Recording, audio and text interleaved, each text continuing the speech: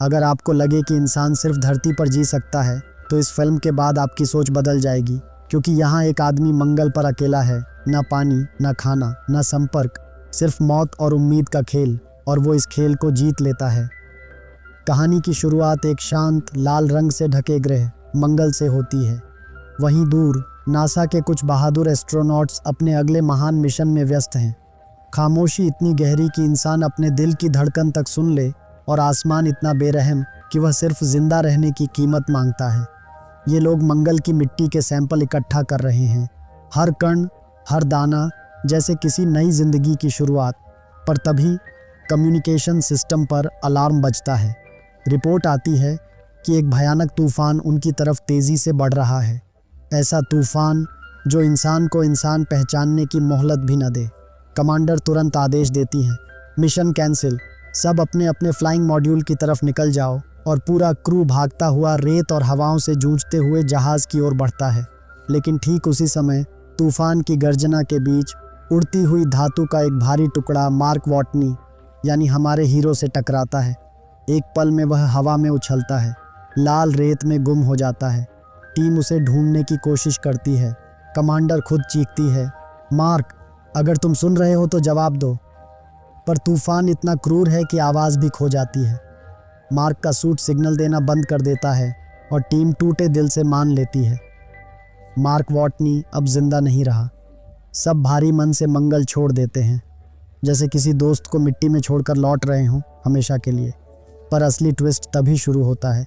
तूफान शांत होने पर कैमरा धीरे धीरे रेत के नीचे पड़े शरीर पर रुकता है। मार्क वॉटनी अभी भी जिंदा है। उसके पेट में एक धातु की रोड गड़ी है, खून सूख चुका है और सूट मुश्किल से सांस दे रहा है। परंतु उसकी आंखें खुलती हैं, दर्द से भरी पर उम्मीद से चमकती हुई। किसी तरह गिरते पड़ते वह अपने बेस हैब सेंटर तक पहुंचता है।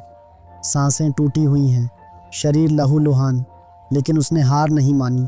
वह कांपते हाथों से अपने पेट से वह धातु निकालता है, खुद को टांके लगाता है और धीरे से कहता है, मैं मरा नहीं हूँ और अब मैं जीने वाला हूँ। लेकिन असली डर अभी बाकी है। संपर्क के सारे उपकरण तूफान में नष्ट हो चुके हैं। पृथ्वी पर सब उसे मृत मान चुके हैं। वह यहाँ पूरी तरह अकेला फंसा है। अगर उसे घर वापस जाना है तो अगले मंगल मिशन का इंतज़ार करना होगा। पर वह मिशन आने में अभी 4 साल बाकी हैं। 4 साल, जबकि खाने के पैकेट मुश्किल से कुछ महीनों का साथ देंगे। यानी जिंदा रहने का एक ही तरीका बचता है, खुद खाना उगाना। मंगल की बंजर मिट्टी में जहाँ पानी तक नहीं। पर मार्क वॉटनी सिर्फ एस्ट्रोनॉट नहीं, वह एक बॉटनिस्ट भी है। वह सोचता है, अगर मैं यहाँ आलू उगा लूँ तो शायद मैं 4 साल जिंदा रह सकूँ। वह सारा बचा हुआ खाना खोले बिना कुछ आलू बीज के रूप में बचा लेता है। मिट्टी इकट्ठी करता है, अपना ही कचरा खाद की तरह इस्तेमाल करता है। यह घिनौना है, पर जिंदगी इससे ज़्यादा अनमोल है। अब बस पानी चाहिए। मंगल पर पानी नहीं, पर उसके पास हाइड्रोजन और ऑक्सीजन है। वह दोनों को मिलाकर पानी बनाने का फैसला करता है। पर एक छोटी सी चिंगारी पूरे बेस को आग लगा सकती है। फिर भी वह मुस्कुराता है। खतरा तो लेना ही पड़ेगा, जिंदा रहना है तो लड़ना पड़ेगा। अब मंगल की ठंडी सुनी हुई रातों में जब हर सांस एक जंग लगती है, मार्क वॉटनी अपनी उम्मीद के साथ लड़ रहा था, अकेला लेकिन अडिग। उसके पास हाइड्रोजन भी था, ऑक्सीजन भी, बस हिम्मत की लौ बाकी थी।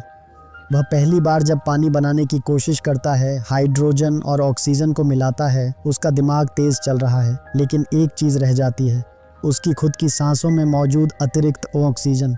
1 सेकंड, फिर अचानक धड़ाम, लौ तेज भड़कती है, आग झपट कर उठती है। मार्क का शरीर पीछे फेंका जाता है, पूरा सेंटर थर्रा उठता है। एक गलत गणना उसे खत्म कर सकती थी, लेकिन हार मानना, ये शब्द उसके शब्दकोश में था ही नहीं। दूसरी बार वह सावधानी से प्रयोग दोहराता है, हाइड्रोजन, ऑक्सीजन। इस बार सांस रोककर, हर रिएक्शन को नियंत्रण में रखकर। धीरे धीरे गर्मी में भाप बनती है और फिर बड़ी मेहनत के बाद छोटी छोटी पानी की बूंदें दीवारों पर छलकने लगती हैं, जैसे निर्जन रेगिस्तान में किसी ने जीवन टपका दिया हो। उसकी मिट्टी पानी सोख लेती है और कुछ दिनों बाद लाल बंजर धरती पर एक पहला छोटा पौधा उग आता है। वॉटनी उसे देखता है, वह मुस्कुराता है, आंखें नम हो जाती हैं। मैं यहाँ मरने नहीं आया, मैं जी कर दिखाऊंगा। दूसरी तरफ धरती पर नासा, मीडिया, पूरी दुनिया यही मान चुकी है कि मार्क अब नहीं रहा। उसके लिए शोक सभाएं होती हैं, खबरें चलती हैं, एक हीरो का अंत। लेकिन अगले दिन जब एक ऑपरेटर उपग्रह की तस्वीरें चेक कर रही थी, वह अचानक हैरान रह जाती है। मंगल पर उपकरण अपनी जगह से हिले हुए थे। कोई तो वहाँ जिंदा है, कोई काम कर रहा है। वह सबको बुलाती है, तस्वीरें बढ़ती हैं, झूम, और पूरा नासा एक ही पल में कांप उठता है। मार्क वॉटनी जिंदा है, लेकिन उनका हेड बोलता है, भले वो जिंदा हो पर कब तक? हम वहाँ पहुँचेंगे तब तक शायद वो भूख से हार जाए। और यह डर सच्चा था, क्योंकि मंगल पर भोजन सीमित है और नासा से मदद पहुँचने में लगभग 1 साल लगेगा। मंगल पर 48 दिन बाद वॉटनी की आलू की खेती अब बढ़ चुकी है। 48 दिनों में उसने 4 शिप आलू उगाए, उसकी उम्मीदों से भी ज़्यादा। वह कुछ आलू बचाकर फिर बो देता है, कुछ अपने खाने के लिए रखता है। लेकिन वह जानता है सिर्फ आलू उसे वापस घर नहीं पहुंचा सकते। उसे नासा से बात करनी होगी, संपर्क बहाल करना होगा। इसलिए वह निकलता है उस पुराने पाथफाइंडर रोवर की ओर जो 1997 में ख़राब हुआ था और जिसके साथ पृथ्वी से संपर्क टूट गया था। कई किलोमीटर की यात्रा, ठंडी हवाएं, अकेलापन, पर उसकी हिम्मत हर कदम पर साथ। धरती पर वैज्ञानिक उसकी मूवमेंट देखते हैं, सैटेलाइट पोजीशन ट्रैक करते हैं। उन्हें समझ आ जाता है मार्क पाथफाइंडर लेने जा रहा है, क्योंकि वहाँ और कुछ है ही नहीं, बस एक कमज़ोर बूढ़ा सिस्टम जो सिर्फ तस्वीर भेज सकता है। मार्क उसे उठाकर वापस बेस में लाता है, कैमरा ठीक करता है, बिजली देता है और एक बुद्धिमान तरकीब निकालता है। कैमरे के सामने 3 बोर्ड रख देता है। पहले में लिखा है यस, दूसरे में नो, तीसरे में क्या आपको मेरा सिग्नल मिल रहा है? धरती पर बैठे वैज्ञानिक उत्सुकता से देखते हैं। वह कैमरे को यस की तरफ घुमाते हैं और उसी क्षण मार्क की आंखें चमक उठती हैं। वह हंसता है, फिर रो पड़ता है। उसने कर दिखाया था। वह अकेला नहीं है, कोई उसे देख रहा है, कोई उसकी धड़कनों पर नज़र रख रहा है, और सबसे ज़रूरी, अब उसके पास उम्मीद है। उसके अंदर खुशी का ऐसा विस्फोट होता है जैसे मंगल की ठंडी मिट्टी में सूरज निकल आया हो। वे मुझे देख रहे हैं, मुझे पता है, अब मैं अकेला नहीं। धीरे धीरे वे कोड और एशियाई फॉर्मेट में बात करना शुरू करते हैं। अब नासा और वॉटनी के बीच मैसेज के ज़रिए संवाद संभव हो जाता है। हर संदेश उम्मीद देता है, हर रिप्लाई ज़िंदगी। धरती से उसे बताया जाता है, हम तुम्हारे लिए खाना और सामान भेज रहे हैं, थोड़ा इंतज़ार करो, मदद रास्ते में है। लेकिन यहाँ एक और भावनात्मक मोड़ है। नासा ने अभी तक उसके क्रू को यह नहीं बताया कि मार्क जिंदा है। उसके दोस्त अभी भी स्पेस में धरती की ओर लौटते हुए दुख में जी रहे हैं। कुछ समय बाद आखिर नासा उन्हें सच्चाई बताता है, मार्क वॉटनी जिंदा है। कमांडर और पूरी टीम खुशी से फूट पड़ती है, लेकिन उसी पल एक टीस भी उठती है, क्योंकि वे उसे बचाने के लिए कुछ नहीं कर सकते। वह अब भी मंगल पर अकेला है और दिन अच्छे गुजर रहे थे, पौधे बड़े हो रहे थे, पर मंगल हमेशा इंसान की जीत को आसानी से नहीं देखता। एक रात अचानक हैब में प्रेशर लीकेज होता है, पूरी खेती नष्ट, पौधे सूख जाते हैं, मिट्टी जम जाती है और उम्मीद का पूरा खेत एक पल में मर जाता है। मार्क के पैरों तले ज़मीन खिसक जाती है। गणना की जाती है कि बचे हुए आलू से वह नासा की मदद आने तक जिंदा नहीं रह सकता। नासा उसे संदेश भेजता है, अब तुम्हें बहुत कम खाना खाना होगा, हर 3 दिन में सिर्फ 1 बार खाना, ताकि जब तक सप्लाई आए तुम जिंदा रहो। और मार्क ऐसा ही करता है, भूख से लड़ता है, शरीर कमज़ोर होने लगता है, पर दिल अब भी लोहे का बना हुआ है। अब नासा उसके लिए नया लॉन्च तैयार करता है, महीनों की तैयारी, करोड़ों डॉलर का मिशन जो खाना, दवाइयाँ और ज़िंदगी लेकर मंगल के लिए उड़ता है। लेकिन आसमान में ही धमाका, रॉकेट फट जाता है, सब कुछ राख, धरती स्तब्ध, नासा स्तब्ध, वॉटनी का चेहरा खाली। पहली बार उम्मीद टूटती नजर आती है। वह नासा को एक बहुत भावुक मैसेज भेजता है, अगर यह संदेश मेरे माता पिता तक पहुँचे तो उनसे कहना, मैंने अपनी पूरी कोशिश की, मैं डरा नहीं, मैंने लड़ाई लड़ी। अगर मैं मर भी जाऊं तो जान लेना, मेरी मौत बेकार नहीं जाएगी, मैं कोशिश करके गया हूं, परिणाम ईश्वर का। स्क्रीन पर लिखा यह संदेश नासा में बैठे हर इंसान को रुला देता है। वॉटनी अब पूरी तरह निराश, लेकिन कहानी यहीं ख़त्म नहीं होती। जब दुनिया उम्मीद छोड़ चुकी है, चीन नासा की मदद करने आगे आता है। उनके पास एक रॉकेट पहले से तैयार है जो मंगल तक सप्लाई भेज सकता है। अब अमेरिका प्लस चीन मिलकर 28 दिनों में अगला लॉन्च तैयार करते हैं। इसी बीच टीम में एक युवा वैज्ञानिक सामने आता है, नाम रिच एस्ट्रोडायनेमिक्स का जीनियस। वह एक पागल लेकिन संभव आइडिया देता है। हम सिर्फ सप्लाई न भेजें, हम क्रू को वापस मंगल की ओर मोड़ दें, हम उनसे मार्क को खुद रेस्क्यू करवाएं। ये जोखिम भरा है, ज़रा सी गलती उनके अपने जान पर बन सकती है, लेकिन अगर ये सफल हुआ तो मार्क जिंदा लौट सकता है। नासा बोर्ड, सरकारें, वैज्ञानिक सब एक ही फैसले पर अटक जाते हैं। क्या हम एक जिंदा इंसान को बचाने के लिए 6 लोगों की जान दांव पर लगाएंगे? दूसरी तरफ नासा की बैठकों में तनाव अपने चरम पर था। हर दिमाग सिर्फ एक सवाल पर अटका हुआ, मार्क वॉटनी को वापस कैसे लाया जाए। तभी आगे आता है एक युवा तेज दिमाग वाला लड़का, रिच। एस्ट्रोडायनेमिक्स उसकी नसों में दौड़ता है। वह एक ऐसा प्लान बताता है जिसे सुनकर पूरा रूम पहले सन्न हो जाता है, फिर धीरे धीरे उनकी सांसें तेज होने लगती हैं।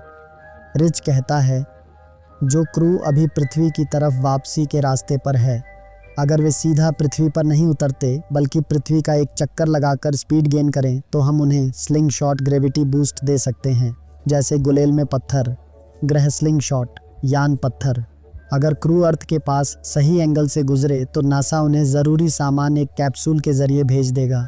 फिर वह जहाज़ स्पीड पकड़कर दोबारा मंगल की ओर मुड़ेगा, मार्क वॉटनी को बचाने के लिए। लेकिन रिच की बात यहीं ख़त्म नहीं होती। वह कहता है, जब उनका जहाज़ मार्स पहुंच जाए, उन्हें ग्रह पर उतरना नहीं है। अगर वे उतरे, फ्यूल खत्म, मिशन खत्म, वापसी असंभव। उन्हें ऑर्बिट में रहना होगा और वॉटनी को ऊपर लॉन्च होकर उनसे मिलना होगा। सबकी सांसें रुक जाती हैं। यह योजना काम कर भी सकती है, और असफल हुई तो सिर्फ मार्क नहीं, पूरा क्रू मर सकता है। नासा उलझ जाता है। वे एक व्यक्ति को बचाने के लिए 5 लोगों की जान खतरे में नहीं डाल सकते। कागज़ पर गणना साफ कहती है, मार्क के बचने की संभावना बहुत कम है। इसीलिए नासा आधिकारिक रूप से मिशन रिजेक्ट कर देता है। लेकिन कहानी यही नहीं रुकती। हिम्मत कभी आदेशों से नहीं, दिल से चलती है। वही लड़का रिच रिस्क स्वीकार कर मिशन प्लान गुप्त रूप से क्रू तक पहुंचा देता है। क्रू प्लान पढ़ता है, एक दूसरे को देखता है, 1 सेकंड का मौन, और फिर सभी एक साथ फैसला लेते हैं, हम मार्क को अकेला नहीं छोड़ेंगे। नासा चाहे मना करे, हम वापस मंगल जाएंगे। जहाज़ की दिशा बदल जाती है। नासा जब ट्रैजेक्टरी देखता है तो सब समझ जाते हैं, क्रू ने बागी फैसले पर कदम रख दिया है। अब वे मार्क को लेने लौट रहे हैं। नासा मजबूर होकर मदद भेजता है, चीन सपोर्ट करता है, पूरा विश्व एक मन से प्रार्थना करता है। मंगल पर वॉटनी अब आखिरी स्टेप की ओर बढ़ रहा है। उसे उस पुराने फ्लाइंग मॉड्यूल तक पहुंचना है जो उसे मार्स की सतह से ऑर्बिट में उछाल देगा। सैकड़ों किलोमीटर की यात्रा, कई दिनों का सफ़र, धूल भरी आंधियाँ, पत्थरीली सतह, कम होता सांस का दम, लेकिन वह चलता रहता है। हर कदम पर बस एक लक्ष्य, मुझे अपने लोगों तक पहुंचना है। वह लॉन्च व्हीकल तक पहुंचता है, पर एक नई समस्या सामने खड़ी है, वज़न बहुत ज़्यादा। अगर वज़न कम नहीं किया तो यह मॉड्यूल ऑर्बिट तक नहीं पहुंच पाएगा। 1 भी किलो ज़्यादा और मिशन ख़त्म। मार्क एक कठिन निर्णय लेता है। वह मॉड्यूल से लगभग सब कुछ निकाल देता है, सीटें, कवर, पैनल, अनावश्यक उपकरण, यहाँ तक कि सिर्फ ज़रूरी सामान ही छोड़ता है। उसे उड़ना है, चाहे उसके पास आराम बचा हो या नहीं। दूसरी तरफ ऑर्बिट में क्रू तैयारी में है। उनका जहाज़ हेरमीस केवल कुछ सेकंड के विंडो में मार्क को पकड़ सकता है। 1 सेकंड भी चूके तो वह अंतरिक्ष में हमेशा के लिए बह जाएगा। अब वह जिस मॉड्यूल में बैठा है वो किसी स्पेसशिप जैसा नहीं, बल्कि खुला सा धातु का ढांचा लगता है, जिसमें बैठा इंसान हवा में उड़ता कागज़ सरीखा है। दुनिया लाइव देख रही है, हर टीवी चैनल, हर मोबाइल स्क्रीन, लाखों दिल एक साथ धड़कते हैं। काउंटडाउन शुरू, 3, 2, 1, लॉन्च। मॉड्यूल ज़मीन से उछलता है, लाल रेत में आग की लकीर छोड़ता हुआ आकाश की ओर भागता है। स्पीड इतनी कि वॉटनी का शरीर सीट से चिपक जाता है। सूट चेतावनी देता है, प्रेशर हाई। मार्क की आंखें उलझ जाती हैं, दिमाग सुन्न, और वह कुछ क्षणों के लिए बेहोश पड़ जाता है। ऑर्बिट में हरमेस क्रू की सांसें अटकती हैं। रेडियो पर सिर्फ क्रैशिंग स्टैटिक आवाज़ें। कुछ पल बाद, कमांडर, आई एम अलाइव, मैं वापस हूँ। हेडसेट में यह आवाज़ आते ही पूरा कंट्रोल रूम तालियों से फट पड़ता है। लेकिन ख़तरा अभी बाकी था। मार्क की स्पीड बहुत ज़्यादा थी। हरमीस उसे पकड़ नहीं पा रहा था। कमांडर आदेश देती है, हमें स्पीड कम करनी होगी। Ready to detach panel. Hermes अपने संरचना का एक हिस्सा अलग करता है जिससे स्पीड धीमी होती है। अब दोनों एक दूसरे के करीब, बस कुछ मीटर का फासला, लेकिन इतना बड़ा कि मौत और ज़िंदगी के बीच दीवार बन जाए। मार्क चीख कर कहता है, मैं अपने स्पेस सूट में छेद करूंगा, हवा के प्रेशर से मैं खुद को तुम्हारी तरफ धकेलूंगा। पूरा क्रू डर जाता है। एक गलती, एक गलत दिशा और वह अनंत अंतरिक्ष में खो जाएगा। लेकिन अभी कोई विकल्प नहीं।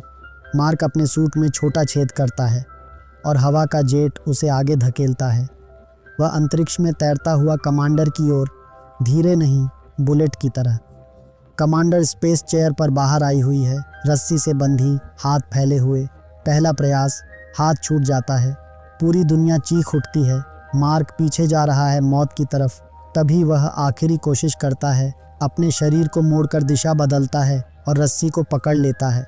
कमांडर और मार्क दोनों एक धक्का खाते हैं, पर अंत में हेरमेस के अंदर खामोशी के बाद तूफानी खुशी की बारिश होती है।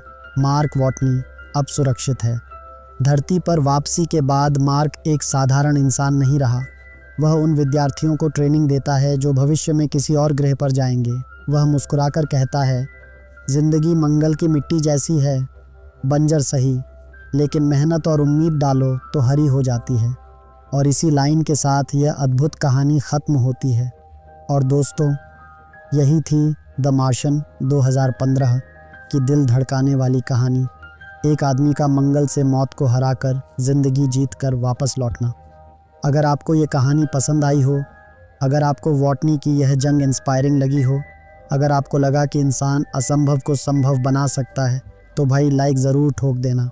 और हाँ, इस चैनल पर आपको ऐसी ही मसालेदार एक्सप्लेन कहानी, पूरी फिल्म का सिनेमैटिक ब्रेकडाउन, दिमाग हिलाने वाली साई-फाई स्टोरीज़ हर हफ्ते मिलने वाली हैं। तो यारो, चैनल को सब्सक्राइब कर लो, बेल आइकॉन भी दबा देना, क्योंकि अगली मूवी एक्सप्लेनेशन और भी खतरनाक होने वाली है। कमेंट में बताओ अगली कौन सी मूवी एक्सप्लेन करूं, मैं वही लाऊंगा, मसाले के साथ, थ्रिल के साथ, दिल से।